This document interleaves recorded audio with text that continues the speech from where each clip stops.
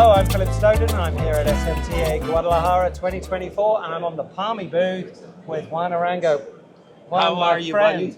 So good to see you. It's great to see you. Back on camera. Back on camera, back in inspection. That's right. So tell me a bit about the new role. Tell me a bit about your plans and expectations Absolutely. in the short term. So PARMI reached out to me and asked me to help them grow the market in the Americas. Mm-hmm. And they know that I have a lot of experience in the market and I have a formula that has worked in the past. And the idea was for me to explain to them what are some things that worked and some that didn't. Yeah. So we can shorten that time for the growth. Yeah, so a huge amount of learnings that you have from previous experience. What does their footprint look like in the Americas at the moment in terms of team, but also in terms of installed base? Sure. So we have 2 sales guys in US, East and West, and then 2 in Mexico, North and South. Okay. We have 4 engineers in Mexico, 5 in, I always forget the 5th one, 5 in the US. We have 2 offices in US, one in Hopkinton, Mass, 5 miles from my former house. There you go. And one in San Diego. Yep. And then we just opened last week an office here in Guadalajara. That's exciting. That's exciting. And the market here has been vibrant for years, and you know it's probably half of the Americas these days. So it's really important to be. It was usually more than half. Yeah. In the several other companies I've been with, it averaged around 60% of the market. Yeah, and I kind of feel PARMI is one of the industry's best kept secrets. They haven't really got on their soapbox and shouted from the rooftops. Something you're very good at. So I've done that before. Yeah, I look forward to learning more. But tell me a little bit about what makes their technology maybe stand out and a little bit unique. Absolutely.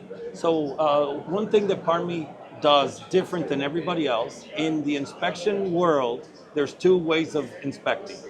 The Morier or laser.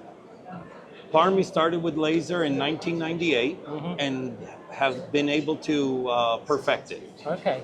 Everybody else uses the other technology. Yeah. The laser, I was part of Fake News Network, where Discrediting laser? I did discredit laser a little bit. I thought it was older technology, not as accurate and repeatable, but they've been able to prove to me that I was wrong. Yeah.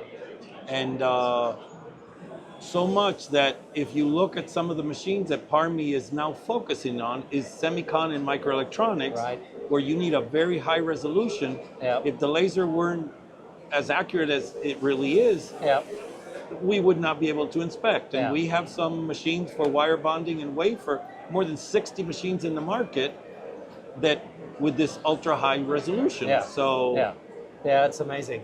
And we know hardware's half of the issue, software's the other half.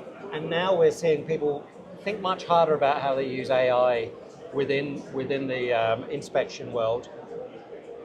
You've got the big letters on the booth. You're bragging about AI. Tell me what you're delivering on that side.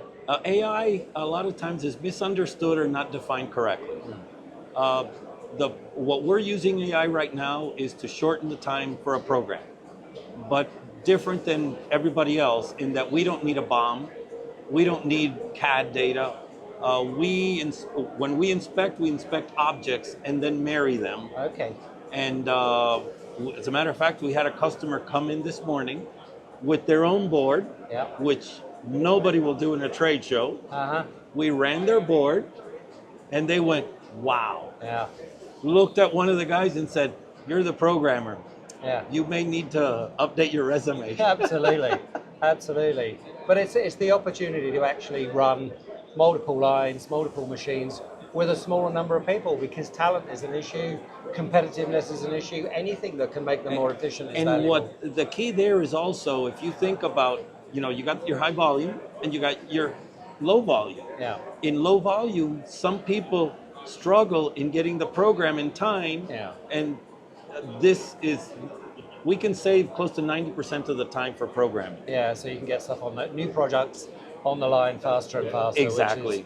Which is hugely valuable. So what are your expectations? I'm sure your masters have set some fairly aggressive targets. But what are your expectations in the US market? And are you going to build out a rep network as you have in the past, or are you working So more yes, direct? we have a rep network both in Mexico and in US. We have to fine tune it and add a few places that we don't have either the coverage or the right coverage. Yeah. And the plan is we have certain benchmarks we have to hit, and those are to add more people. Yeah. Initially, we're going to add more engineers because what we want to do is to get our message out to the customers is what's the easiest way? Bring a machine. Here, try it. Yeah. And our experience is if the machine performs, it never leaves. Yeah, absolutely. Yeah, and you know, with services and support as part of the equation, it's all that big cost of ownership. Sales issue. sells the first one. Yeah. Everything else is service. Everything else. But especially in an evaluation, service sold that one too. Yeah, absolutely. So the communication between sales and service is key. Yeah. Well, Juan, congratulations on the new role again. I'm delighted that the first time we get to speak is down here in Guadalajara. I love this town. I love this market. But it's really great to talk to you. It's great to see you, buddy.